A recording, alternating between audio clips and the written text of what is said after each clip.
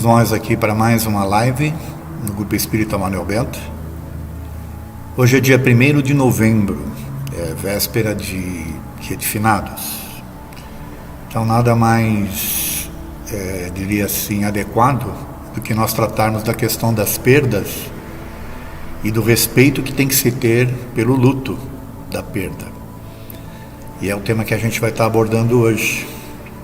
Eu convido a todos para que nesse momento, então, aí nos seus lares, onde vocês estiverem, que se concentrem, mentalizem Jesus, que é o nosso mestre, e vamos agradecer a Jesus pela oportunidade que temos de estarmos reunidos à distância, através do Wi-Fi.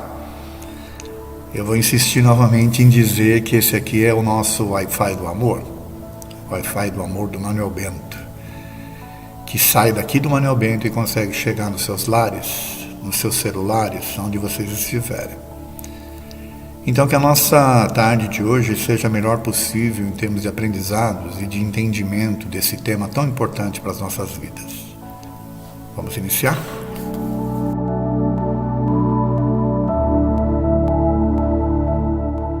As perdas e o respeito ao luto.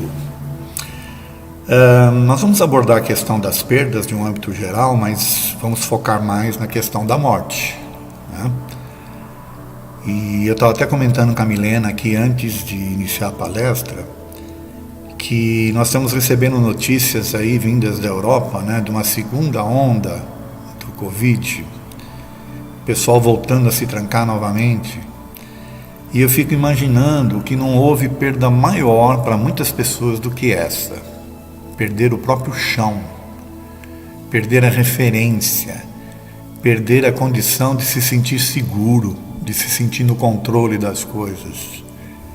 Então o tema também vem a calhar em relação a essa questão que nós estamos enfrentando, e muitas pessoas inclusive sem saber como fazer, né, para continuar. Se vier uma segunda onda aqui para o Brasil, então aí nós vamos ter que analisar muito bem essa palestra para poder entender e aceitar essas perdas, tá bom? Mas vamos entender então as perdas aqui e o devido respeito que tem que se dar ao luto. Vamos começar entendendo o que há realmente para se perder. Nós já falamos aqui, né, da perda do controle. Parece que o nosso chão ele deixou de existir com essa Covid, com a situação toda que nós estamos enfrentando. Já fazem 7 meses, né? Por incrível que pareça, e parece que vai continuar por mais um tempo. Mas o que há para se perder quando a gente fala para pensar? Vamos ver. Nós podemos perder a saúde. Aliás, muita gente perde a saúde em função do medo que se tem de perder. Olha que coisa interessante. Você tem medo de perder, e o medo de perder acaba fazendo com que você perca a saúde. Você pode perder uma amizade, porque amizades se afastam, mas será que um verdadeiro amigo se perde? É para pensar. Você pode perder um amor. Aliás, muitas pessoas sofrem demasiadamente pela perda do amor. Mas assim como a amizade, um amor verdadeiro se perde, o amor que não é baseado no interesse, aquele verdadeiro, né? O emprego. Muitas pessoas, inclusive, perderam o emprego, essa situação que nós estamos enfrentando hoje. E o emprego também não é algo que é garantido, né? Que é seguro. Então, se a gente não tem condições de se precaver em relação a isso, a gente vai sofrer. Pessoas, nós podemos perder pessoas, ou pela morte, né, ou pessoas que se afastam, mudam, né, de país, por exemplo, apesar de que hoje a distância ela fica um pouco mais atenuada em função da tecnologia, né, que a gente já consegue conversar, inclusive vendo as pessoas, mas antigamente não tinha isso. E por fim, podemos perder a fé e a crença. Se você passar por essas situações todas aqui e chegar no final a perder a sua fé e a sua crença, aí a coisa vai ficar séria.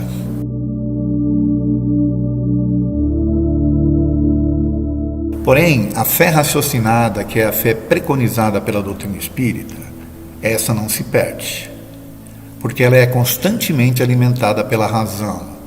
Só que para isso é preciso estudar, é preciso conhecer, é preciso se libertar de alguns conceitos que estão enraizados e que nos fazem, né, ter uma fé rasa.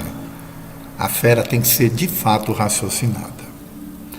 Então, apresentando essas questões aqui para a gente em questão da perda, nós vamos ver que de fato, né, a perda faz parte da natureza.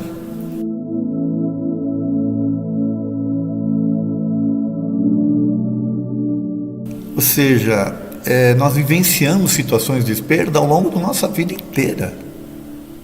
E por que é tão difícil aceitar? Mas vamos ver essa questão da perda fazer parte da natureza. Desde muito cedo, nós vivenciamos situações naturais de perdas. Quando você, inclusive, perde seus dentes, por exemplo, quando você, na escola, né, muda de escola, quando você muda de sala, quando você perde um animalzinho de estimação que você tinha. Então a gente vivencia essas situações. A nossa cultura e a nossa educação não nos permite entender a perda como uma transformação.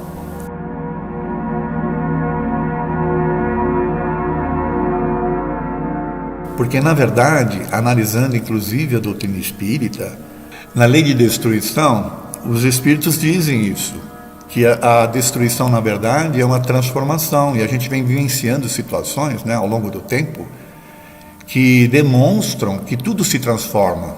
Aliás, existe até uma frase famosa, né, que na natureza nada se cria, tudo se transforma. É assim? Sofremos na realidade por falta de entendimento e aceitação. Esse aí é o X da questão.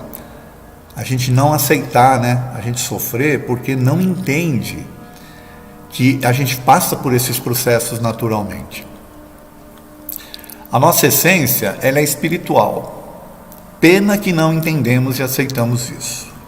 Então é uma outra coisa que eu coloco aqui para a gente pensar sobre essa questão. A nossa essência, ela é espiritual. Tá? Nós, na verdade, não conseguimos nos enxergar como espíritos. E isso faz com que a gente se aferre, a gente se apegue demais às coisas materiais, que são perecíveis. E aí a gente sofre. Se a gente conseguir cultivar a nossa essência espiritual, mantendo certo equilíbrio entre as coisas, com certeza a gente vai conseguir aceitar as perdas de uma forma muito mais natural. Outra questão que eu quero colocar aqui, que nós já reencarnamos e desencarnamos inúmeras vezes.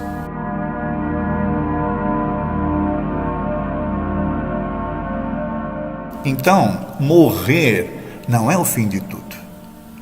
Porém, poucos de nós, inclusive espíritas, estão preparados para enfrentar a morte. A morte parece que causa um terror, quando na verdade é algo natural, é algo que nós vamos vivenciar, todos nós, não tem ninguém que vai ficar aqui para apagar a luz, né? Só que a gente não está preparado, nem para a nossa e nem para a morte de um ente querido, que faz com que a gente sofra em demasia. Só que nós precisamos pensar nisso, nós já temos essa experiência. É uma questão da gente entrar, né, no nosso íntimo espiritual e entender essas coisas. Manter um certo equilíbrio entre a coisa material e o espiritual, porque através desse equilíbrio você consegue ter essa condição de entender isso, que já vivenciamos inúmeras experiências nesse sentido. E aí eu pergunto para vocês, seria a morte a nossa maior perda?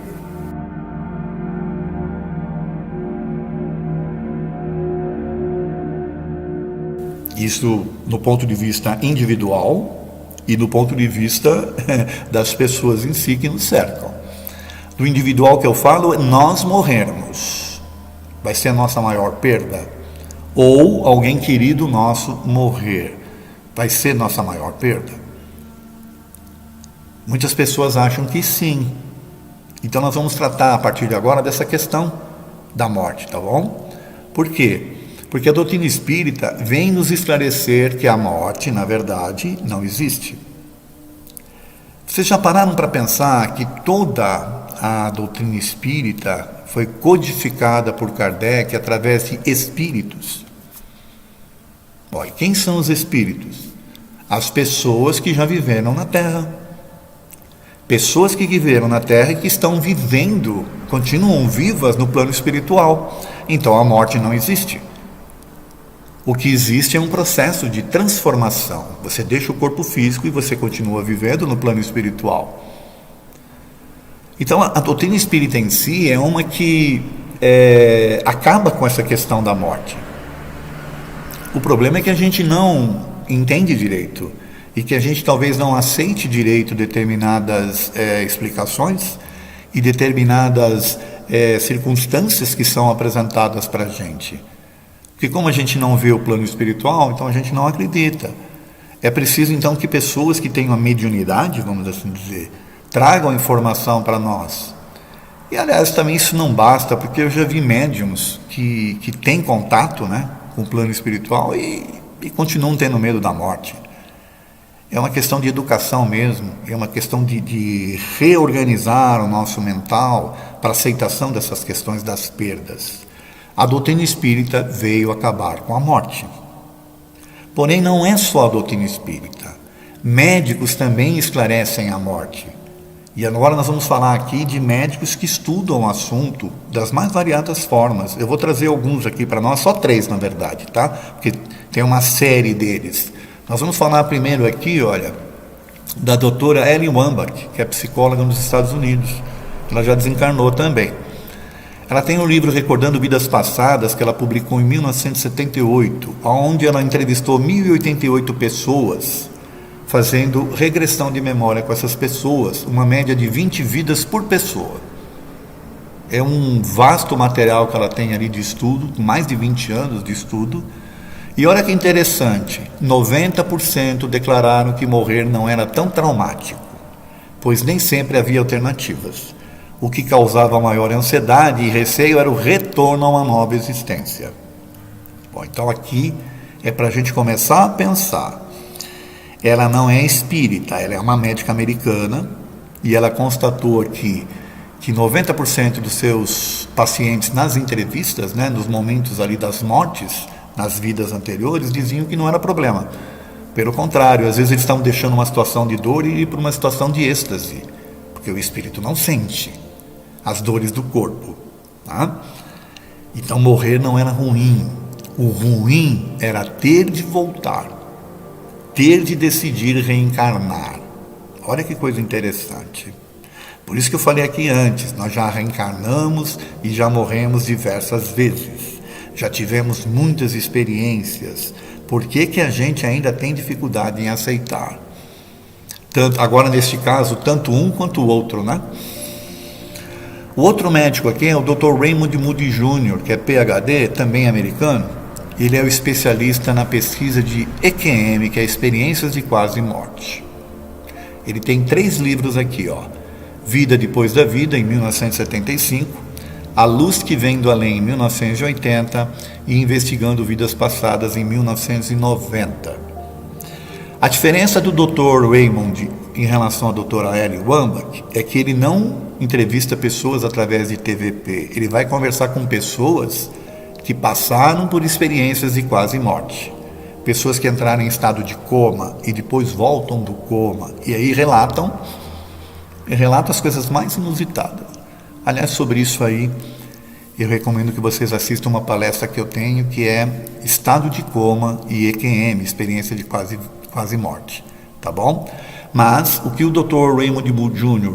conclui é que existe vida depois da vida, tanto que está aí o livro dele, ó, o primeiro livro, né?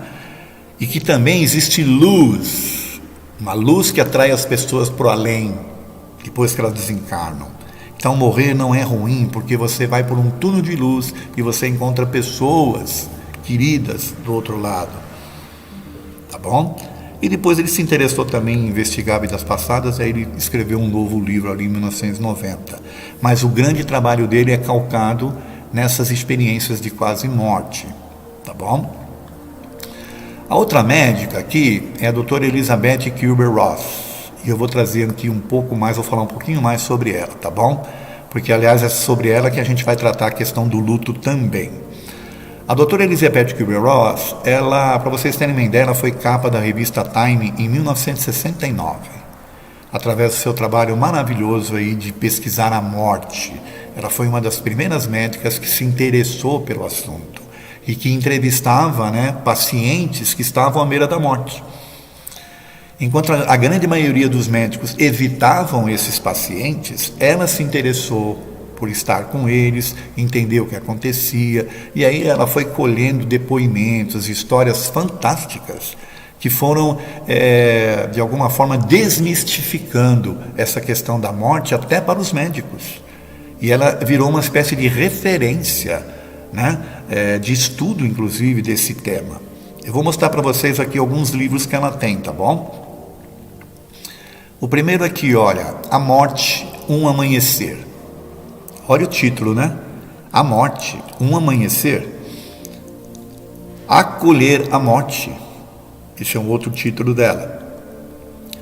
Sobre a morte e o morrer. Vocês estão vendo que ela trata do tema morte mesmo, Morte, estágio final da evolução.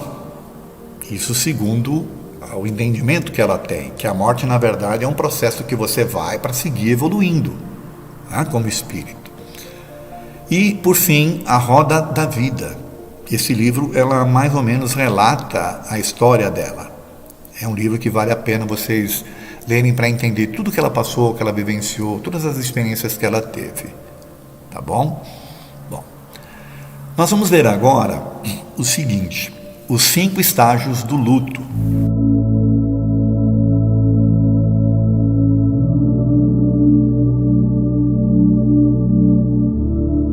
E o que nós vamos estar vendo aqui é os 5 estágios que a doutora Elizabeth Kübler-Ross pôde, de alguma forma, catalogar ao estudar essas questões com os pacientes que nós vimos, tá bom? Ou seja, ela foi criando ali, através dos seus diálogos, das suas entrevistas, situações que as pessoas iam relatando, e ela pôde, então, criar, através desse material todo que ela colheu, esses 5 estágios. Nós vamos ver aqui os 5, e pode ser que as pessoas que vivenciam a perda, elas vivenciem esses 5 estágios na sequência. Pode ser que não, pode ser que vivenciem um ou outro, mas com certeza, um dos 5, com certeza a pessoa vai vivenciar. Vamos ver quais são os 5 estágios do luto, por Elizabeth Kübler-Ross. O primeiro é a não aceitação ou negação.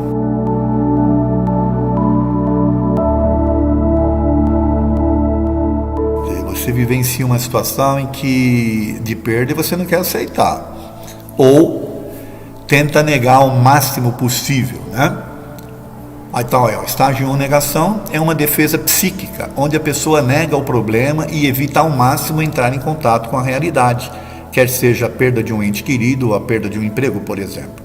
É comum também a pessoa não querer falar sobre o assunto. Dando um exemplo rapidinho sobre isso aqui, eu tive um amigo que trabalhou comigo durante muitos anos, imaginem, mais de 15 anos na mesma empresa, e ele foi desligado. Vocês acreditam que 3 meses depois, a esposa dele ligou para a gente pedindo ajuda, dizendo que ele todo dia levantava, se trocava e ia lá e ficava rondando ali perto da empresa. E ela pediu para que a gente pudesse, de repente, alguém sair, no horário do expediente, ver se encontrava ele para conversar com ele. 3 meses a pessoa tinha sido desligada e ela ainda não tinha aceitado. Ela estava se negando a aceitar que tinha perdido o emprego. Quem dirá a morte, O segundo estágio aqui é raiva ou cólera.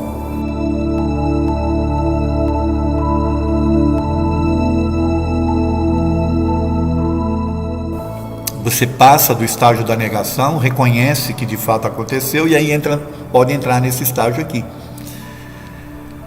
A raiva ou a cólera é um princípio da aceitação. Nesse estágio a pessoa se revolta com o mundo, com Deus, se sente injustiçada e não se conforma em passar pela situação. Quer Então você sai da negação, reconhece, e aí você entra nesse estágio aqui que você começa a questionar tudo, inclusive questionar Deus. Muitas pessoas passam e estão passando por isso, tá? Aí vem o terceiro estágio, que é o da barganha ou negociação.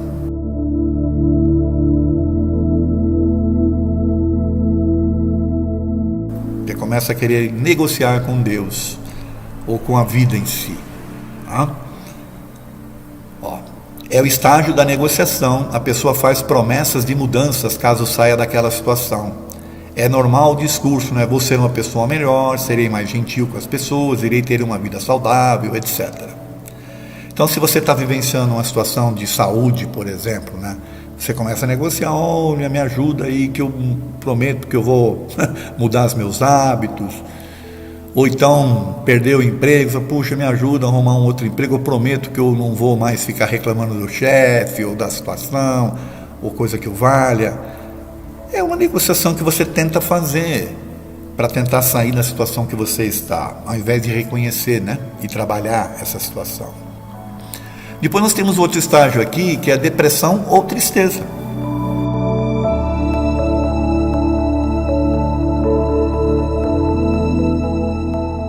Nesse estágio a pessoa se isola em seu mundo interno, torna-se melancólica e se sente impotente diante da situação. Ela pode ter vivenciado as situações todas, chegou nesse estágio, ou então ela já entra direto nesse estágio aqui, né? Ela não aceita de fato, então ela se fecha, e ela se fecha numa tristeza muito profunda, ao ponto de entrar na depressão, por não estar preparada para vivenciar a situação da perda, qual seja esta perda na verdade, né? E depois nós temos o quinto e o último estágio aqui, que é a aceitação ou acomodação.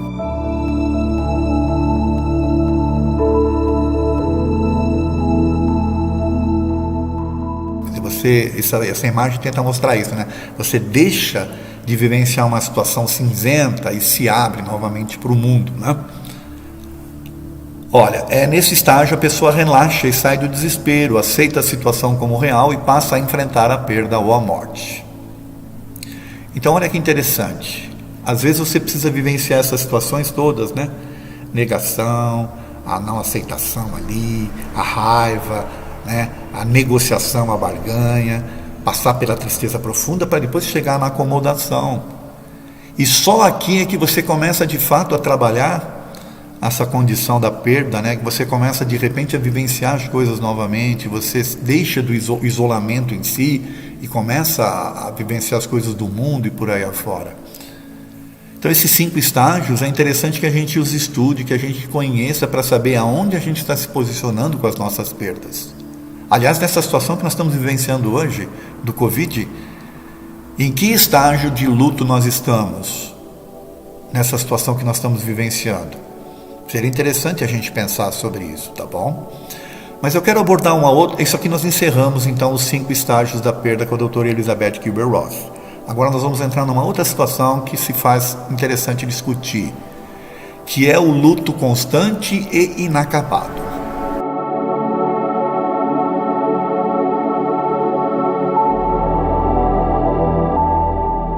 O que eu quero dizer com isso? Existe uma situação, gente, que é pior do que a morte, por exemplo. É você ter uma pessoa querida desaparecida, né? Uma pessoa querida que some de repente e você não tem notícias mais dela. É a pior situação que pode ter, porque você fica estagiando naqueles 5 estágios o tempo todo. Estagiando nos 5 estágios é bom, né? Você fica passando pelos 5 estágios ali o tempo todo. E ainda com a incerteza de saber se a pessoa morreu ou se não morreu. Você não consegue, de fato, vivenciar um luto. Isso é triste demais e tem acontecido muito. Só que olha que coisa interessante. Eu estava fazendo uma pesquisa e com essa situação da quarentena, caiu mais de 20% a média de pessoas desaparecidas aqui no Brasil, sabiam? Por quê? As pessoas agora em casa, né, elas não saem mais, então elas não têm muita chance de se perderem, por exemplo, ou desaparecerem por alguma razão, né? É interessante esse número, certo? 20%. Porém, continua acontecendo. E a pessoa que vivencia isso não é fácil. Por quê? Porque não consegue, de fato, é o que eu coloco aqui, né? É um luto constante e inacabado, porque você não tem um termo para ele. Você não consegue... Aliás, tem uma pessoa que conversando comigo disse é mais ou menos parecido com o que aconteceu com aquelas pessoas que foram soterradas. Mais ou menos, gente. Porque ali você pelo menos tem a percepção, talvez, ou uma quase certeza de que a pessoa foi soterrada, né? Talvez não se ache o corpo, coisa que eu fiz, mas você ali tem uma quase que certeza, se ela estava naquele local, né? No momento que aconteceu. Aqui nós estamos tratando de coisas diferentes, pessoa que some do nada, sai para trabalhar e não volta, ou então sai para ir na escola e não volta, pessoas que saem para ir na feira ou numa padaria ou coisa que vale e não volta mais. Então realmente é uma situação complicada, porém tem que ser trabalhado. E a gente vai tentar, além dos 5 estágios que a gente apresentou aqui, a gente vai tentar mostrar aqui de que forma trabalhar o luto, tá bom? Vamos ver. Antes, porém, eu esqueci que eu incluí essa parte aqui, ó. A criança, as perdas e o luto. Eu acho interessante trazer isso aqui, por quê? Porque para os pais, para que eles entendam de que forma tratar o assunto com os filhos, e para que nós também pensemos no assunto, porque nós já fomos crianças um dia.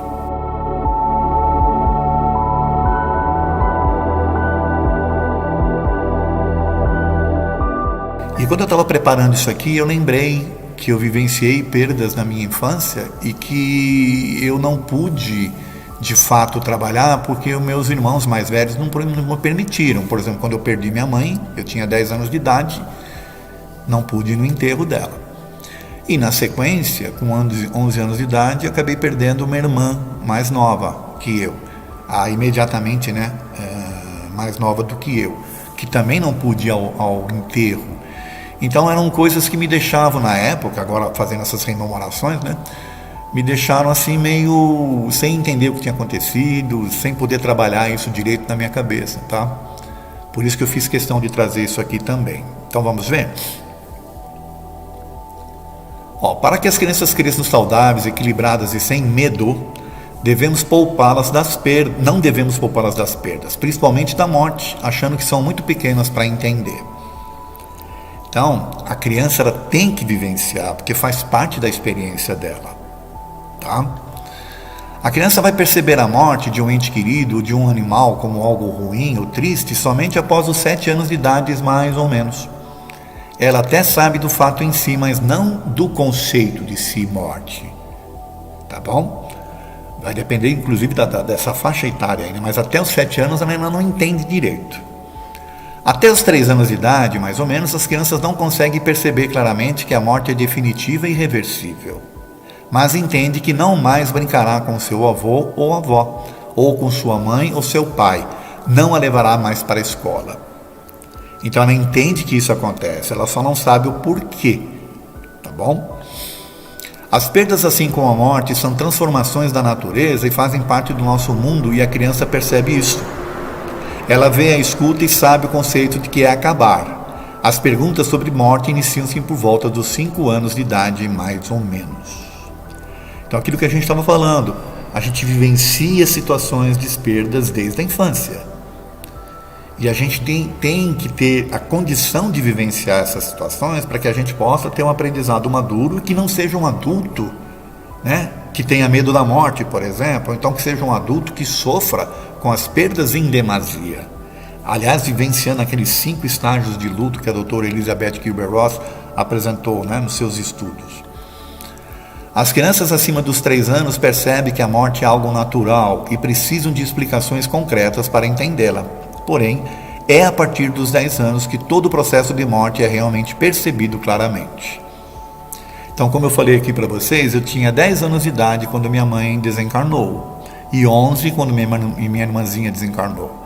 E eu não pude ir no enterro, então para mim aquilo foi algo que eu não entendia por quê. Sabe, eu cheguei a achar que eu estava sendo castigado por isso. Olha que coisa. Por isso os adultos são fundamentais para explicar a morte e faz parte do ciclo natural da vida. De forma adequada para a criança, lógico, né?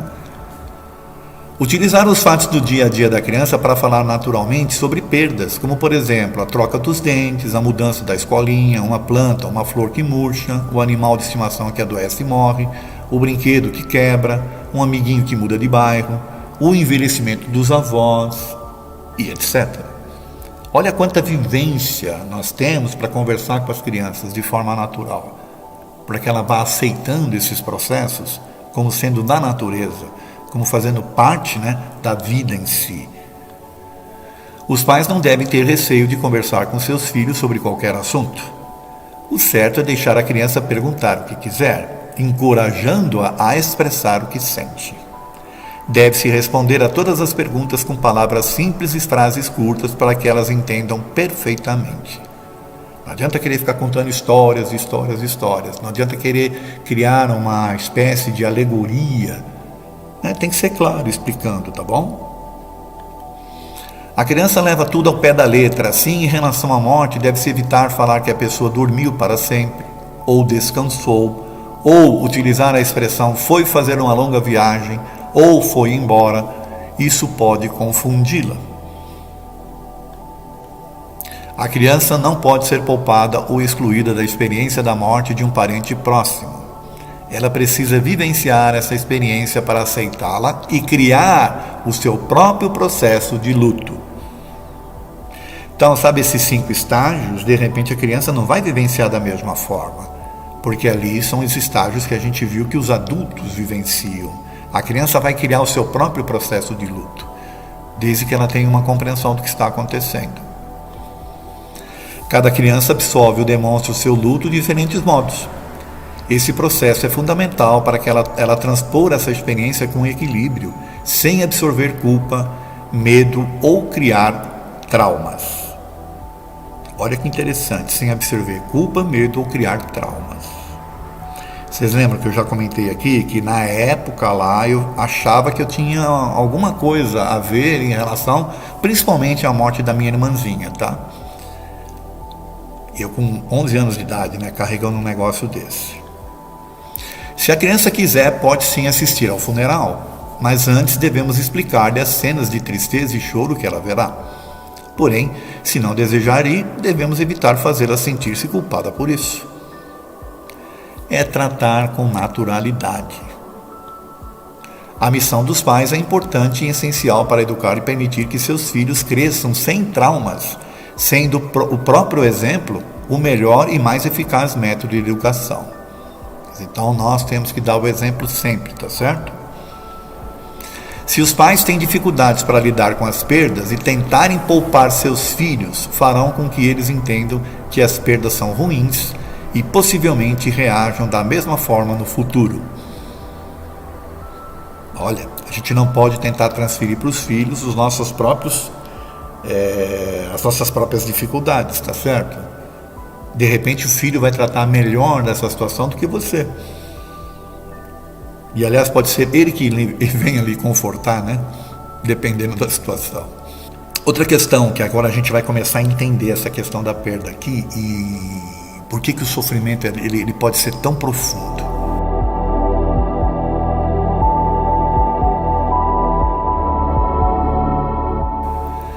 E eu estou colocando aqui essa situação, que o nosso personalismo contribui para o sofrimento, tá? Porque a perda, como a gente já viu, faz parte da natureza, é algo que acontece, na verdade é uma transformação, só que nós, dependendo da forma como a gente trata as coisas, e o nosso ego, o nosso personalismo é que vai contribuir para o sofrimento. Por quê? Porque a gente tem uma tendência de trazer tudo para nós. Então, quando eu, por exemplo, perco um parente meu, querido, é ele que está partindo, não sou eu que estou perdendo. Então eu fico, como eu acho que sou eu que estou perdendo, eu vou questionar Deus, vou querer, sabe, ficar reclamando das coisas, quando na verdade é a pessoa que está indo, não é você que está perdendo. Nós temos que mudar esse conceito. Analisemos as seguintes frases e afirmativas ou perguntas que às vezes a gente se faz em relação a essa questão de achar que nós somos o centro do universo e que as coisas giram ao nosso redor e que a perda de um parente, por exemplo, né, é algo que nos diz diretamente: eu perdi um ente querido. Não, o seu ente querido se desencarnou, ele foi. E você não perdeu nada. O máximo que pode acontecer é você se perder ao continuar pensando desta forma. Mas vamos ver aqui as questões. Não é verdade, não pode estar acontecendo. É você aqui no centro da situação tentando ignorar o que está acontecendo à tua volta. O que mais Deus quer de mim? Mais uma vez você sendo, né, o centro das atenções aqui. É o ego falando mais alto. Porque isto está acontecendo comigo. Bom, se você perde um emprego e você faz esse tipo de pergunta, a melhor pessoa para responder é você mesmo. Agora, se você faz esse tipo de pergunta quando morre um parente seu, por exemplo, aí a pergunta é equivocada. É isso que eu tento falar, que o nosso personalismo contribui para o sofrimento, entende? Isso é um terrível pesadelo que logo vai acabar. Bom, essas questões aqui que a gente colocou aqui, ou essas afirmativas, elas estão inseridas, né, mais ou menos dentro daqueles 5 estágios do luto. Mas o que eu quero chamar a atenção aqui para nós, inclusive eu me incluo nisso, é para essa questão do personalismo. Até que ponto um parente nosso desencarnar tem a ver comigo, para eu me sentir de alguma forma afetado, ou eu me sentir, por exemplo, na condição de ficar questionando Deus sobre essa situação. Cada um de nós é uma individualidade, cada um de nós está vivenciando processos de aprendizados. Então a gente não pode achar que tudo gira em torno da gente. Se a gente conseguir pensar de forma diferente, o nosso sofrimento vai ser menor. Tá bom? É preciso então mudar o nosso entendimento.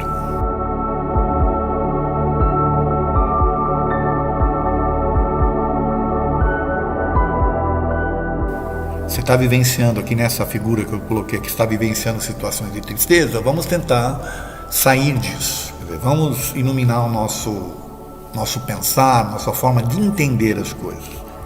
Tá? Não considerar as perdas como adversário é a primeira coisa. As perdas fazem parte. Eles não são adversário seu, não estão aqui para te testar, não estão aqui para nada disso. Faz parte de um processo. Um processo que a gente já viu através da lei da destruição, que na verdade é um processo de transformação. Então, se você considera as perdas um adversário, você vai ficar sofrendo. Não negar a perda para não fugir da realidade. Então, isso tem a ver com aquele estágio da negação. Aconteceu, aceite e comece a trabalhar isso. Porque enquanto você ficar negando, você vai estar fugindo da realidade. Entender que perder realmente dói, mas não é o fim de tudo. Isso aqui é importante. Perder dói sim. E às vezes dói muito. Só que não é o fim de tudo. Porque você ainda não se perdeu. Quer dizer, você pelo menos ainda tem condições de fazer alguma coisa, né? De vivenciar situações. Mesmo vivenciando uma dor intensa, é importante buscar um entendimento para uma real aceitação. Então, mesmo você vivenciando a dor, é preciso entender, aceitar, para que você possa viver em paz. talvez a dor ela ainda continue, mas ela não vai ser tão intensa assim. Porque quando há uma compreensão, quando há aceitação, há uma tendência a diminuir, tá certo? A emoção não pode se sobrepor à razão. Assim sendo, não devemos nos manter presos a um processo de alimentação de pensamentos inconformistas. Ou seja, se você fica preso a esses processos, de não conformidade, não aceitar, de não aceitar, de não aceitar, você está deixando que a emoção se sobreponha à maior capacidade que você tem, que é de pensar, de racionalizar as coisas. E você é um ser pensante, para que a sua razão se sobreponha à emoção. Você vai vivenciar situações de emoção por momentos, né? Vivências, mas elas não são a razão principal da sua existência. Não se culpar por não chorar e se sentir em débito por não lastimar indefinidamente. Tem pessoas que cobram as outras. Eu tenho uma amiga que me confessou aí, ela soube que eu ia fazer essa palestra, ela me falou que até hoje, já fazem mais de 20 anos, até hoje a mãe dela cobra ela por não ter chorado no enterro do pai. E ela já era espírita nessa época, ela já tinha um outro entendimento. Então olha que interessante, né? As pessoas cobrando outras porque elas não conseguem, de repente, elas têm uma aceitação diferente da delas. Então a gente não pode se culpar e chorar, né? E às vezes se sentir em débito por não ficar se lastimando. Porque às vezes os familiares vão cobrar, como é esse caso aí da minha amiga, tá bom? Não se preocupar com o julgamento alheio, olha, tá aqui, ó. Então você vai, faz um espetáculo lá no enterro para poder ficar de bem com todo mundo, entendeu? Será que precisa disso? Será que precisa de fato? Você tem que se preocupar com os outros ou você tem que preocupar com o seu sentir? Quem é que está sentindo, não é você? Não ser conservador e limitar sua afetividade, porque o que acaba acontecendo? Às vezes você perde uma pessoa querida, vamos imaginar que vai um namorado, você perde de repente uma esposa, um marido, você vai vivenciar um luto por um determinado tempo, mas depois você pode, não tem que ficar se conservando, entende? Tem que deixar a afetividade entrar em evolução, né? Em convulsão também, né? Deixar as coisas acontecerem. Abrir-se para novas amizades, oportunidades e experiências amorosas. Está aí. No caso aqui de amizades, né? No caso de emprego, por exemplo, novas oportunidades. E no caso da perda de um amor, experiências novas. Mas você precisa trabalhar o luto primeiro para isso, tá certo? Cuidado para não usar a perda como forma de atrair a atenção de parentes e familiares. Isso aqui é interessante também. Tem pessoas que ficam o tempo todo nesse processo. Para quê? Como aquele processo da sua dor fez com que os parentes familiares viessem até ela, e ela se sente de alguma forma acalentada, então ela fica cultivando esse sentimento. Por quê? Porque aí as pessoas vêm até ela. Só que as pessoas também se cansam, tá bom? A gente precisa pensar nisso daí, tá? Por fim, aprenda a se amar e se aceitar como você é. Não crie dependências afetivas a pessoas ou situações que cedo ou tarde lhe faltarão. Olha isso aqui, hein? Quando você cria dependências, você tem uma tendência a sofrer essas perdas, porque um dia isso vai acabar, cedo ou tarde. Aliás, tem aquela frase famosa de Jesus, né? Não entesourei tesouros na terra, né? Onde os ladrões vão cobiçar, onde as traças vão corroer, porque onde tiver teu tesouro vai estar teu coração. Então nós precisamos pensar sobre isso, tá bom? Aprendendo então a conviver com as perdas.